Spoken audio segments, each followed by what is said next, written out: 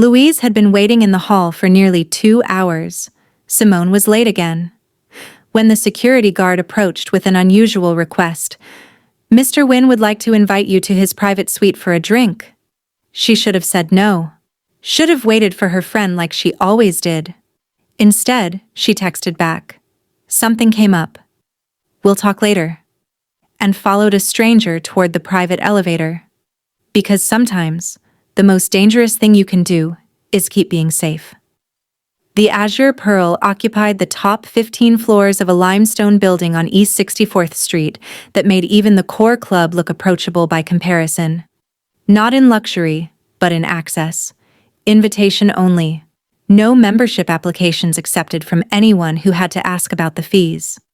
The kind of private club that rivaled the most exclusive establishments in the city, but offered something they couldn't: complete invisibility. No society pages tracking who came and went. No influencers posing for photos in the lobby. Just old power, new money, and people who understood that true wealth whispered while poverty and insecurity shouted. Louise Roden couldn't normally afford to breathe the air in a place like this, let alone sit in its marble hall for 1 hour and 47 minutes.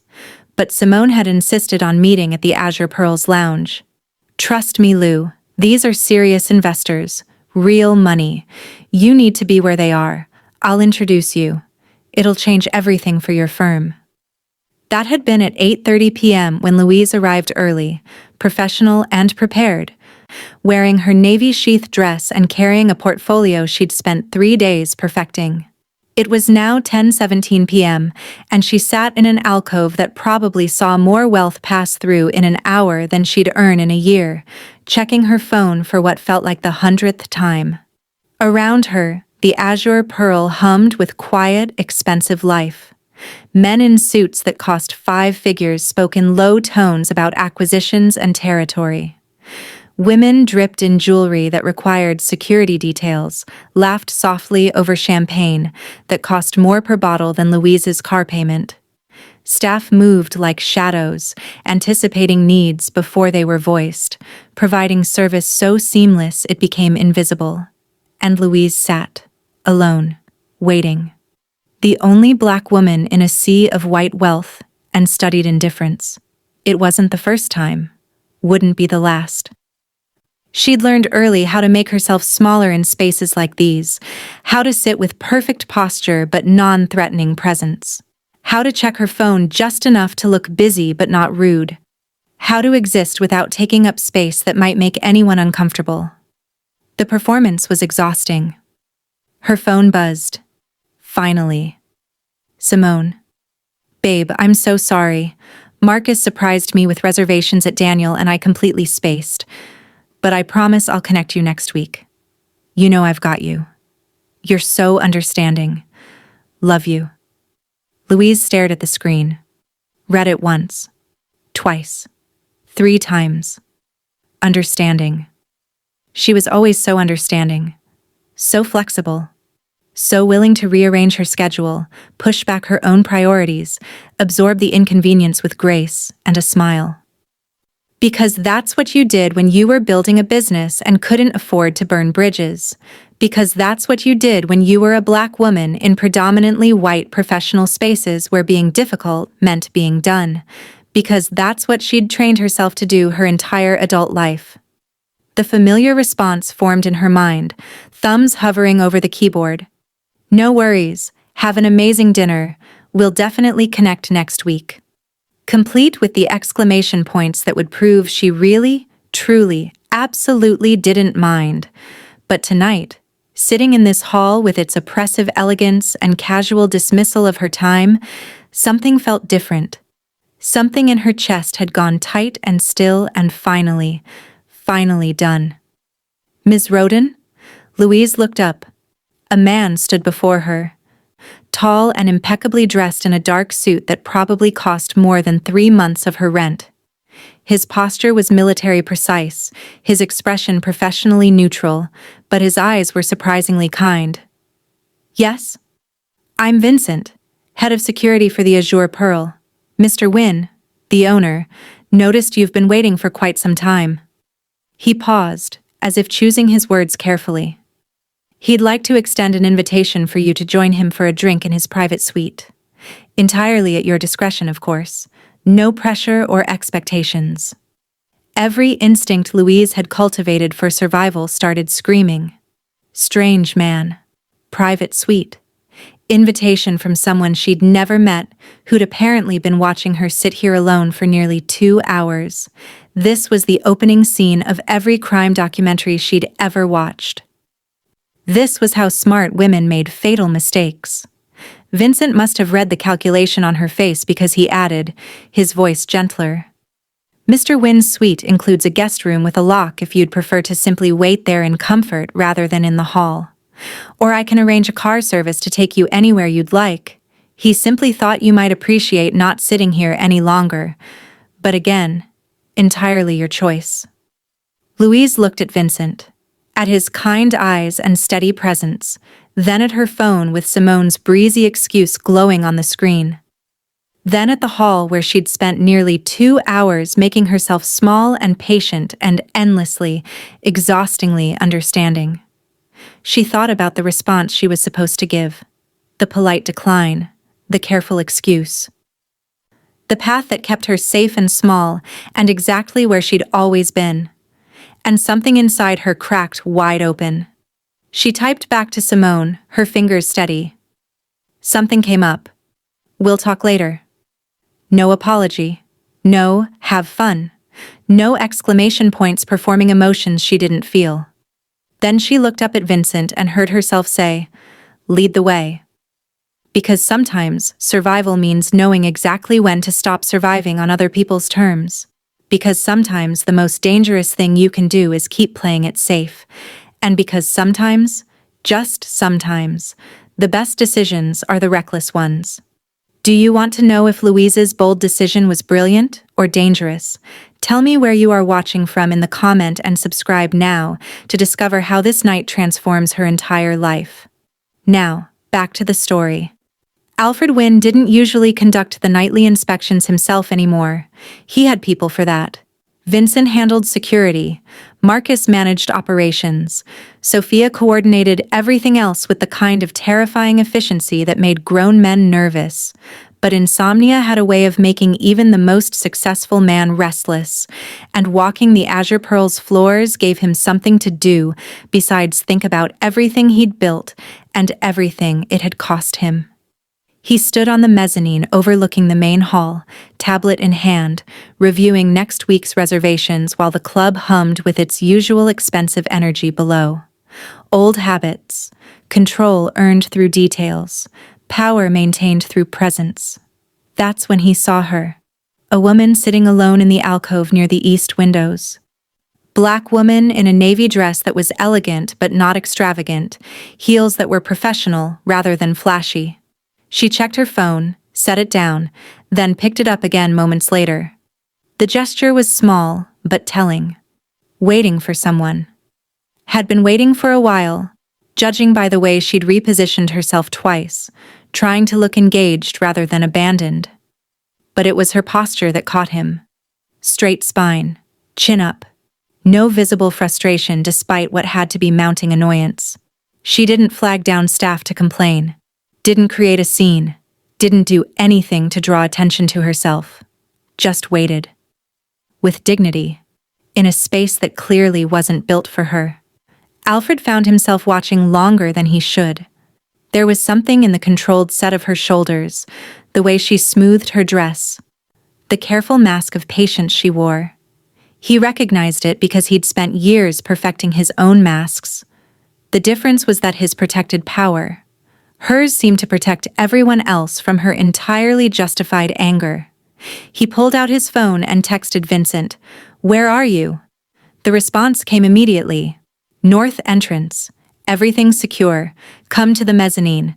Discreetly." Vincent appeared less than a minute later, moving through the crowd like water. "Sir?" Alfred gestured toward the woman in the alcove. "How long has she been sitting there?" Vincent glanced down, his expression professionally neutral. "Nearly 2 hours, sir. Arrived at 8:32 p.m., waiting for someone who hasn't shown." "And no one's checked on her?" Staff offered refreshments twice. She declined both times. Alfred watched her check her phone again. Something about the gesture, the quiet resignation in it, made a decision he hadn't planned on making. Take her to my suite. Invite her for a drink. Be polite. Be very clear it's an invitation, not a summons. If she declines, arrange car service anywhere she wants. On the house. Vincent's expression didn't change, but Alfred caught the slight raise of his eyebrow. In 12 years, Alfred had never done this. Never invited a stranger to his private space. Never broke his own rules about separation between business and personal impulse. Sir? I saw her waiting, Alfred said quietly, and I'm curious about a woman who sits that long with that much dignity. Go. Vincent nodded and disappeared down the stairs. Alfred watched him approach the woman, watched her look up with cautious surprise. Watched her check her phone one more time as Vincent spoke. Then he saw it. The moment something shifted in her expression, the mask slipping just enough to show the exhaustion underneath. The decision forming in real time. She stood, smoothed her dress, looked directly at Vincent and said something Alfred couldn't hear from this distance, but he saw her follow Vincent toward the private elevator. And for the first time in months, Alfred Wynn felt genuinely curious about what would happen next. The private elevator was all glass and polished brass, the kind that probably cost more than most people's homes. Louise stepped inside, her heart hammering so hard she was certain Vincent could hear it. The doors closed with a whisper, sealing her into a decision she still wasn't entirely sure was brilliant or catastrophically stupid. Vincent pressed a button marked simply with the letter P, penthouse. Of course, they rose in silence, Manhattan shrinking beneath them through the glass walls. Louise watched the city lights blur and tried to remember every self-defense technique she'd ever learned. Where was the emergency stop button? Could she reach her phone fast enough if she needed to? Did anyone even know where she was? How old is Mr. Wynn? The question came out steadier than she felt. 38, ma'am. Is he American? British, ma'am. Been in New York 12 years. Louise watched the floors tick by. They were rising higher than she'd expected. Does he do this often? Invite random women to his penthouse? Vincent's expression remained perfectly neutral, but something flickered in his eyes. Not judgment. Something closer to surprise. No, ma'am. He doesn't. This is actually a first. Louise didn't know if that made her feel better or significantly worse. Should I be concerned about that? Mr. Wynn is many things, Vincent said carefully. But he's not someone who would harm a woman. Ever. That's a line he doesn't cross. He paused. If at any point you want to leave, just let me know. I'll take you down immediately. No questions asked. The sincerity in his voice was oddly reassuring. Or maybe Louise was just desperately searching for reasons to believe she hadn't just made the worst decision of her life. The elevator slowed, then stopped. The doors opened. Louise's breath caught.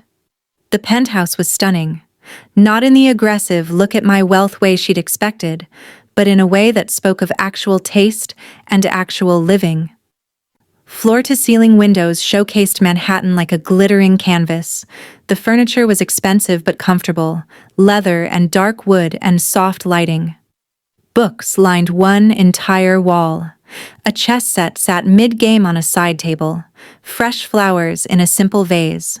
This was someone's home, not a showpiece designed to intimidate. And standing by the windows, silhouetted against the city lights, was a man who made Louise forget every intelligent thought she'd ever had.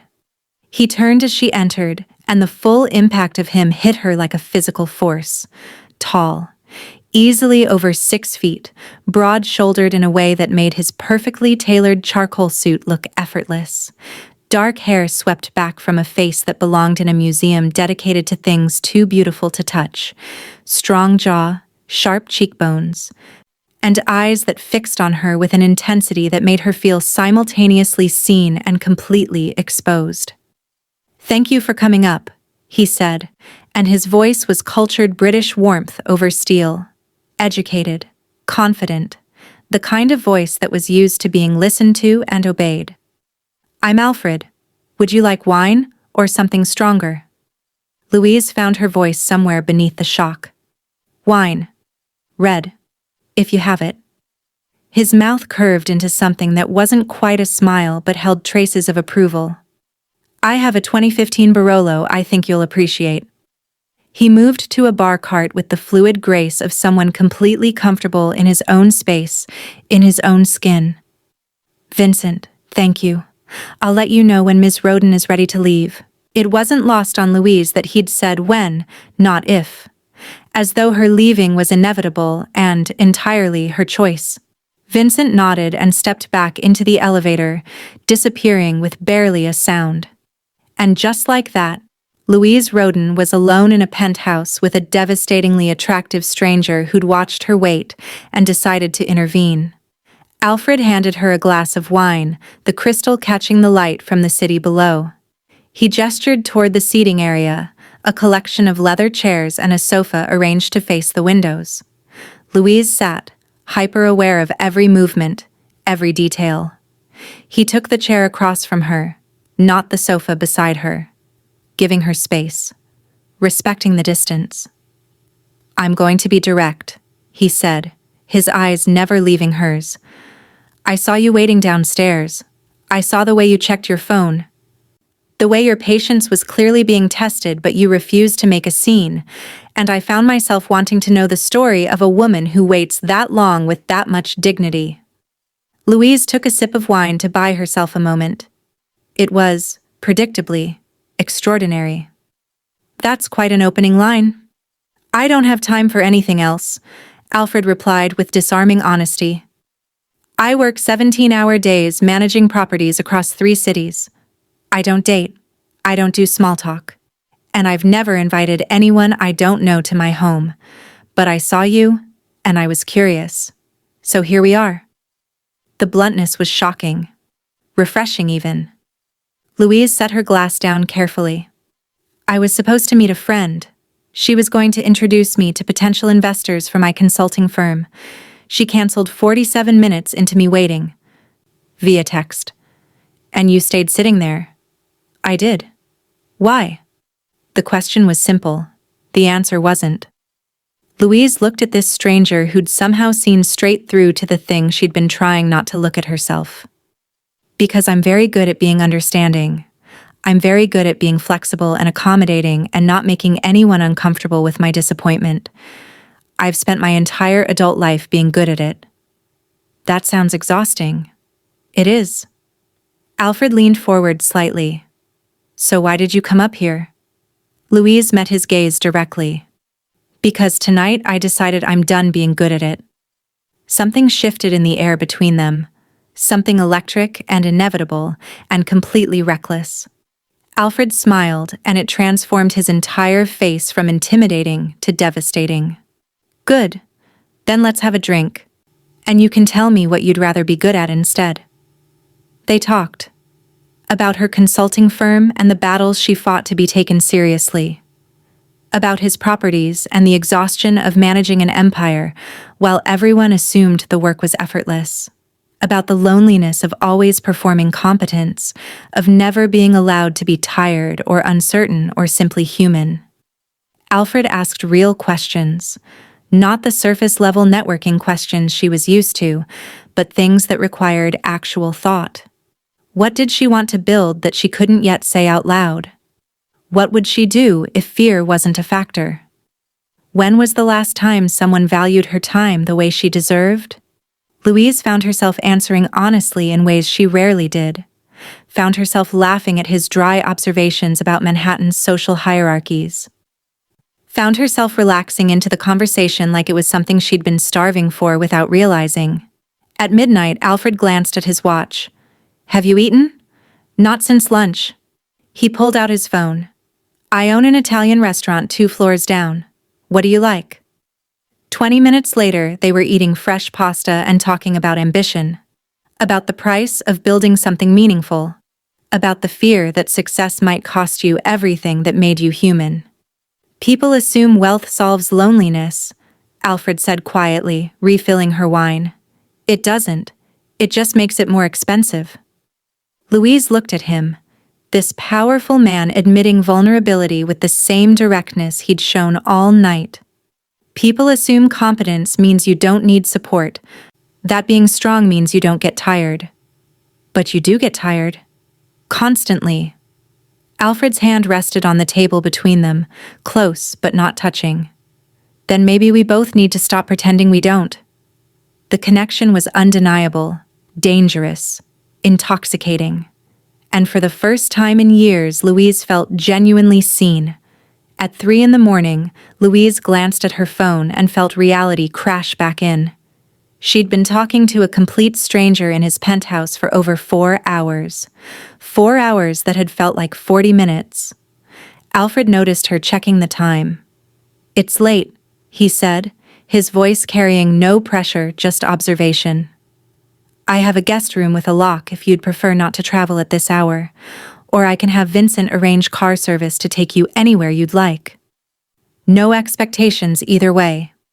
Every rational part of Louise's brain screamed that she should leave, should get in a car and go home and process whatever this night had been from the safety of her own apartment. But she was exhausted, and the city was dark, and something fundamental about Alfred's character had revealed itself over the past 4 hours.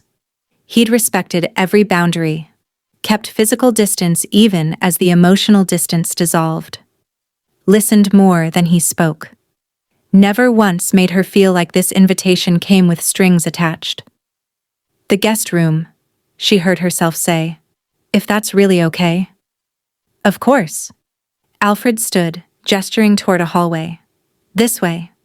The guest room was beautiful, simple but luxurious, with a bed that looked like sleeping on clouds and an ensuite bathroom stocked with everything she could possibly need. Alfred showed her where the towels were, how to adjust the lighting, and pointed to the lock on the door. "Use it," he said simply. "I'll be up for another hour or so working, but I won't disturb you. Sleep as late as you want." "Thank you," Louise said, meaning it more than the words could convey. "For tonight. For all of this." Alfred's expression softened. "Thank you for taking the chance. I know it was reckless. Spectacularly reckless. The best kind." He stepped back toward the door. "Good night, Louise." "Good night, Alfred." Morning arrived with sunlight streaming through windows Louise didn't remember being there, and the scent of fresh coffee pulling her from sleep. She found Alfred in the kitchen, somehow looking just as devastatingly put together in dark jeans and a Henley as he had in the suit, arranging pastries on a plate. "Good morning," he said, pouring coffee into a mug. "How do you take it?" "Black with 1 sugar."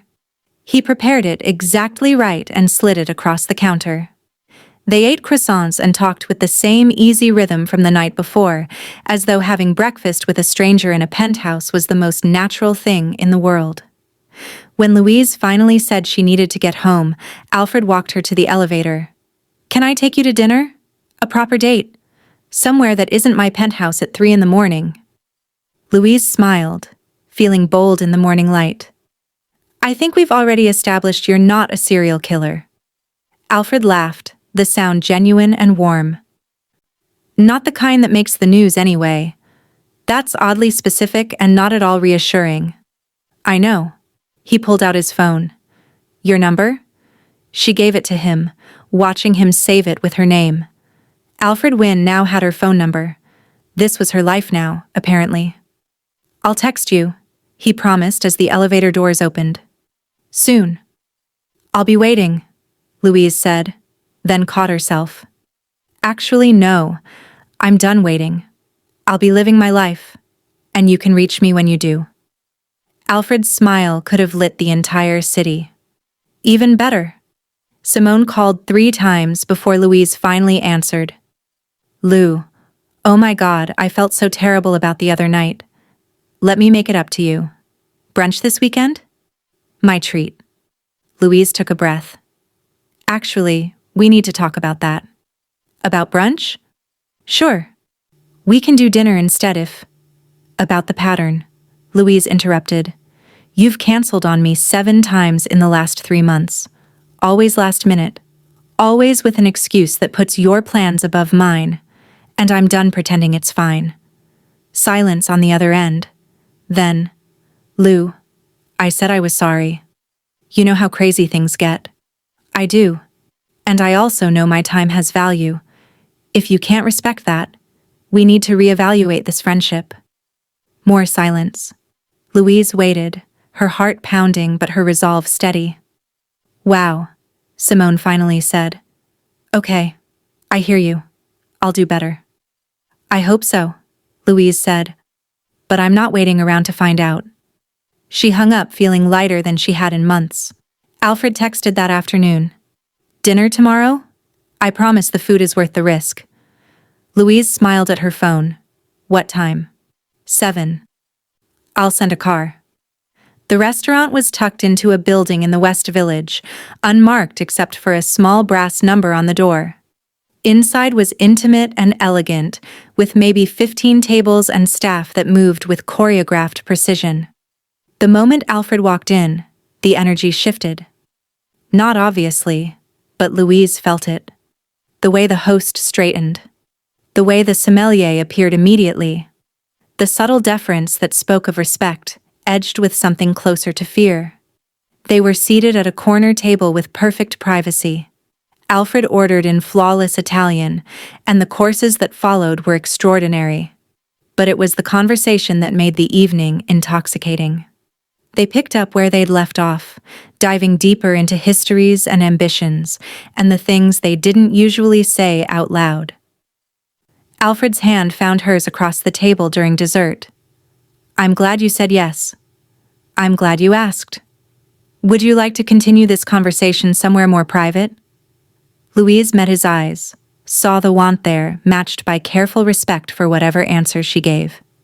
Your place or mine? Yours, Alfred said. If you're comfortable with that? Her apartment was modest compared to his penthouse, but Alfred looked at it like it mattered. Like she mattered. And when he kissed her, finally, after hours of building tension, it was both gentle and consuming. The physical connection was as intense as everything else between them. Louise had expected skill, maybe even passion. What she hadn't expected was the vulnerability, the way Alfred held her like she was precious, the way he paid attention to every response, every breath, making it about her pleasure as much as his own. Afterward, lying tangled in her sheets with the city sounds filtering through the windows, Alfred traced patterns on her shoulder. I don't do this, he said quietly. I don't have time for this. My life is complicated in ways I can't fully explain yet. But I'm making time for you. Louise turned to face him, seeing the honesty in his expression. This isn't casual for you. No, it's not. It's not casual for me either. Alfred pulled her closer. Good. Because I have no intention of being reckless with you, only with everything else. Louise smiled against his chest, realizing she'd made another reckless decision, and once again, it felt exactly right. 2 months in, Louise had a key to the penthouse. Alfred had given it to her 3 weeks earlier with characteristic directness. I want you to feel like you can be here whenever you want. No asking permission, no waiting for invitations. She'd used it sparingly, respecting his work schedule and the parts of his life he kept carefully separate. But tonight she'd finished a client presentation early and wanted to surprise him with takeout from the Thai place he loved. The elevator opened directly into the penthouse. Louise stepped out, balancing food containers, and heard Alfred's voice from his office down the hall. She started to call out, then stopped. His voice was different, cold, controlled, absolutely devoid of the warmth she'd come to know. I don't care about his circumstances, Marcus. He agreed to terms. He's had 6 weeks. He has until Friday to make the payment. After that, I pull protection and let the Italians know he's available. Do I make myself clear? Silence as someone responded on the other end. Then he should have thought about his family before he decided my money was negotiable. Friday, not Saturday, not next week. Friday, or I make the call. Louise stood frozen in the hallway, the takeout containers suddenly heavy in her hands. Protection, payment, making calls to the Italians. This wasn't business language. This was something else entirely. Good. And Marcus? Make sure everyone else hears about this. I don't want anyone getting creative with their obligations. Footsteps. Alfred was ending the call, moving toward the door. Louise had maybe 3 seconds to decide whether to pretend she hadn't heard or to stay exactly where she was. She stayed. Alfred appeared in the doorway and stopped dead. For a moment, his expression was that cold, controlled mask from the phone call. Then it shifted, something like resignation and regret crossing his features. How much did you hear? His voice was careful, giving nothing away. Enough. Louise set the takeout on the hall table, her hands steadier than her heartbeat. Tell me the truth. All of it. Alfred studied her for a long moment. You should probably sit down. I'll stand. Something that might have been respect flickered in his eyes. He moved to the living room, poured himself a drink, offered her one.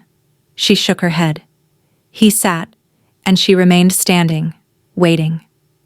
The Azure Pearl and my other properties are legitimate businesses, Alfred began. But they're not my only operations. I manage protection networks across 3 territories in Manhattan and 2 in Brooklyn. Businesses pay for security, for territory rights, for protection from other organizations that would otherwise move in. It's structured. It's controlled. And yes, it's illegal. Protection networks, Louise repeated. That's a nice way of saying extortion. It's a transactional relationship. They pay. We provide genuine security and territorial stability. Everyone benefits. And when they don't pay? Alfred's expression didn't change. Then I withdraw protection and let nature take its course. Sometimes that means rival organizations move in. Sometimes it means I make sure the right people know they're vulnerable. And the violence? I don't enjoy it. But I don't apologize for it either. This world has rules. I enforce them. Louise processed this, her mind racing through every moment of the last 2 months, recontextualizing everything she thought she knew. The deference from his staff. The way people moved around him with careful respect. Vincent's military precision. The wealth that seemed disproportionate even for successful property management. Why didn't you tell me?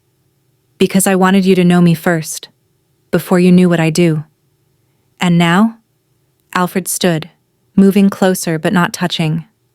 Now I'm telling you the truth. I run operations that exist outside the law. I make decisions that involve violence and coercion. I have lines I don't cross, codes I follow, but by any conventional moral standard, my hands are stained. He paused. And I won't lie to you about any of it. Not now. Not ever. Louise looked at him, this man she'd fallen for, seeing him fully for the first time. Dangerous, powerful, honest in his darkness. I need honesty, she said finally, complete honesty about all of it. If you can give me that, I'm staying. Alfred's expression shifted, something fierce and grateful. You're sure? No, but I'm choosing it anyway. He pulled her close and Louise let herself be held, knowing she'd just made the most reckless decision yet.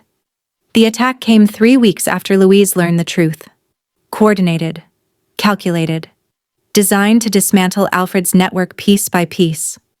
First came the safety violations at the Azure Pearl. Anonymous tips to the health department, fire marshal, building inspectors. Violations that appeared overnight. Some legitimate but minor, others completely fabricated. Then media exposure, a gossip column mentioning suspicious activity at the exclusive club. Social media posts questioning the Azure Pearl's reputation. Louise watched Alfred handle it with cold, methodical efficiency. Phone calls made in that voice she now recognized, the one devoid of warmth or compromise. Meetings with his inner circle that lasted hours, Vincent coordinating security sweeps, Marcus tracking financial pressure points, Sophia managing information control. But she also saw the strain, the tension in Alfred's shoulders, the way he worked 20-hour days, barely sleeping, barely eating, fighting a war on multiple fronts against an enemy using tactics designed to exploit every weakness. On the fifth day, Louise found him in his office at 2 a.m, staring at reports detailing attacks on 2 more territories, businesses being pressured to switch protection. Strategic violations designed to create chaos. "They're trying to force me out of the West Village, Tribeca, and Chelsea," Alfred said without looking up. "Systematic pressure. If I pull resources to defend one territory, they hit another." Louise stood in the doorway watching him. "Who's behind it?" "The Castellano family. They've been expanding for years. They see my territories as the logical next acquisition." He rubbed his face. "I can fight them. But it's going to get bloody, and I'll lose ground before I can stabilize." "Or," Louise said, moving into the room, "you could let me help." Alfred looked up. "Louise." "This is what I do, Alfred. Strategic consulting, crisis management, narrative control." She sat across from him. "You're fighting this like a territorial war, but they're using reputation and legitimacy as weapons. Fight back the same way." "How?" Louise pulled the reports toward her, scanning the details. "They're hitting you with violations and media exposure, so we hit them harder. I guarantee the Castellano operations aren't clean. We find their violations, their scandals, their weaknesses. We expose them systematically while simultaneously rebuilding your reputation. Make you the legitimate businessman being targeted by actual criminals." Alfred stared at her. "You want to go after the Castellanos? I want to protect what you've built. Let me do what I'm good at." For a long moment, he said nothing. Then, "You're sure about this?" "Completely." What followed were the most intense 2 weeks of Louise's professional life. She worked alongside Sophia, identifying every Castellano operation, every business, every potential vulnerability. She hired investigators through her consulting firm, maintaining plausible deniability while gathering ammunition. She crafted media strategies, leaked information to the right journalists, positioned Alfred as the victim of organized crime harassment. The health department suddenly discovered serious violations at Castellano restaurants. Financial irregularities appeared in their property holdings. Anonymous sources confirmed connections to illegal activities that made protection rackets look like parking tickets. The Castellano attack collapsed in on itself. Businesses stopped switching allegiance. Media attention shifted. Within 2 weeks, they withdrew completely, too busy defending their own operations to continue the assault. Alfred found Louise in the penthouse at midnight on the day the Castellanos officially backed off. She was reviewing final reports, exhausted but satisfied. He pulled her out of the chair and into his arms. "You're not just with me," he said, his voice rough with emotion. "You're with me, my partner, in everything." Louise looked up at him. "In everything. Move in, officially. Make this your home." She smiled. "I thought you'd never ask. I was waiting for you to be ready." "I'm ready." Louise kissed him. "I chose this. I choose you. All of it." Alfred held her tighter. "Then welcome home." The dinner was held at Alfred's private restaurant, in a back room Louise had never seen before. Vincent, Marcus, and Sophia were already there when she and Alfred arrived, the 3 of them looking like they'd been in deep conversation that stopped the moment the door opened. Louise recognized the assessment in their eyes. She'd earned Alfred's trust, maybe even his love. But these 3 had been with him for years, had built this empire alongside him, and she was the variable that could either strengthen or destroy everything they'd created together. Vincent she knew, at least superficially. He stood as they entered, his expression professionally neutral, but his posture protective. Marcus was older, 50s maybe, with sharp eyes that calculated everything. And Sophia was striking, late 30s, with the kind of presence that made it clear she hadn't gotten her position through anything except terrifying competence. "Everyone, this is Louise," Alfred said, his hand warm on her back. "Louise, this is the team that keeps me functional." "The team that keeps everything functional," Sophia corrected, her accent faintly Italian. "Alfred just signs things and looks intimidating." Louise smiled. "Nice to meet you all. Officially." They sat, and the dinner began with polite conversation that felt like an interrogation disguised as small talk. Where was she from? How did she build her consulting firm? What were her long-term goals? Each question was casual on the surface but designed to probe deeper, to assess whether she understood what she'd gotten herself into. Louise answered honestly, meeting each person's eyes, refusing to be intimidated. Then Marcus leaned back in his chair. "You handled the Castellano situation well. Unconventional approach." "Strategic consulting tends to be unconventional when applied to territorial disputes," Louise replied. "You mean when applied to organized crime," Sophia said bluntly. "I mean when applied to complex problems that require creative solutions." Sophia's lips quirked. "Diplomatic. Alfred, where did you find her?" "Waiting in my hall," Alfred said. "Best decision I've made in years." Vincent spoke up, his voice thoughtful. "You could have walked away when you learned the truth." "Most people would have." Louise met his gaze. "I'm not most people. And I don't make decisions based on what's easy. I make them based on what's right for me." "And this is right for you?" Marcus asked. "Being involved with someone whose business includes violence and coercion? Being involved with someone who's honest about who he is and what he does? Yes, that's right for me."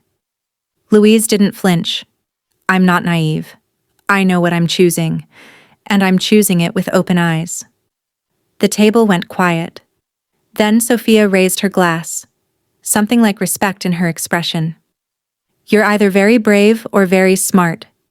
Either way, welcome to the family." The others lifted their glasses. Louise felt Alfred's hand find hers under the table, squeezing gently. The conversation shifted after that, becoming easier, more genuine. They told stories about Alfred's early days building the network, about near disasters and unexpected victories. Louise shared her own war stories from consulting, finding common ground in the strategy and risk assessment that defined both their worlds. By the end of the night, Vincent was asking her opinion on security protocols. Marcus was discussing financial structures. Sophia was offering to introduce her to contacts who could expand her legitimate consulting business. Driving home, Alfred was quiet, his hand resting on Louise's knee as the city lights blurred past. "You were incredible tonight," he said finally. "They're protective of you. I respect that. They accepted you. That doesn't happen easily." He glanced at her, something vulnerable in his expression. "I'm going to marry you. You know that, right?" Louise's heart stuttered. "Is that a statement or a question?" "A promise." Alfred's voice was certain. "I'm going to marry you," Louise wrote in. "When you're ready. But it's going to happen." Louise smiled, leaning into him. "Good. Because I'm not going anywhere." 7 months after that first reckless decision, Alfred told Louise he needed her at the Azure Pearl after hours. Wouldn't say why. Just asked her to trust him and wear something nice. Louise arrived at 11.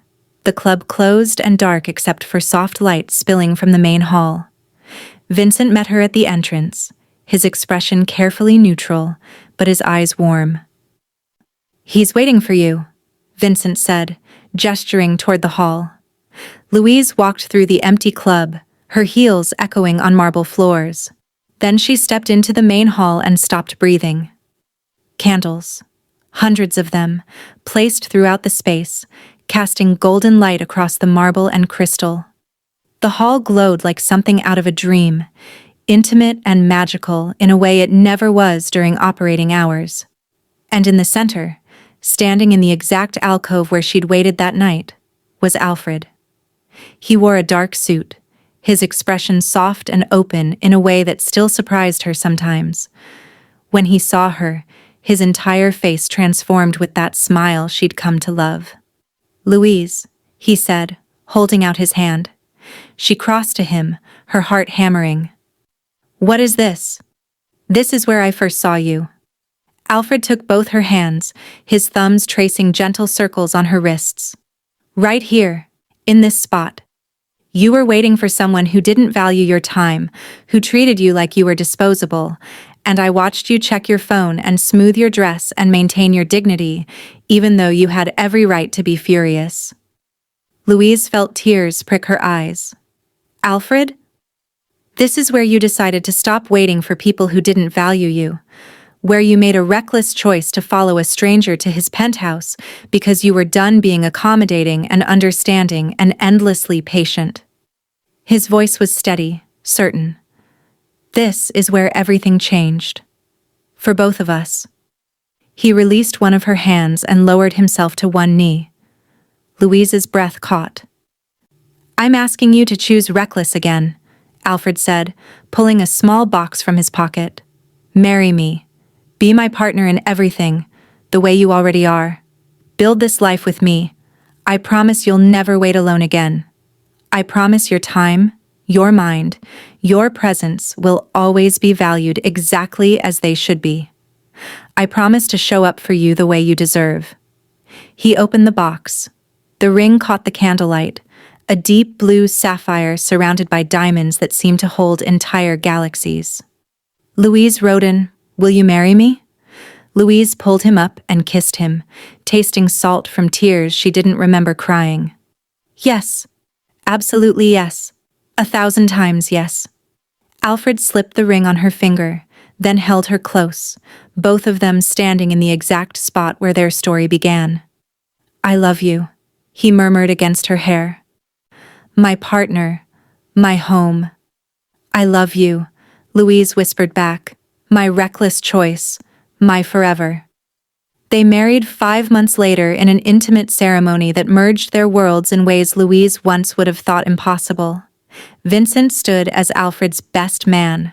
Sophia and Marcus watched with obvious approval. Louise's small circle of friends witnessed her marry a man whose darkness she'd accepted and whose love had transformed her understanding of her own worth. The reception was held at the Azure Pearl, the main hall once again filled with candles and magic. As they danced, Alfred pulled her close.